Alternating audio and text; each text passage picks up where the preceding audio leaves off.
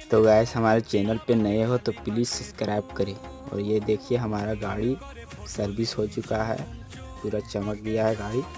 अब काम करने के लिए आ चुके हैं। गाड़ी का चक्का ग्रीस हो रहा है। और इधर देखिए मिस्त्री है, आज दिन भर का काम है, पूरा रात हो जाएगा लगता है। और ये अभी टायर लाने भेजे हैं। ये देखिए टायर लेके आ गया है, 4 ठो नया टायर, बिल्कुल सील टायर है। और ये देखिए गाइस पूरा रात हो चुका है काम करते करते।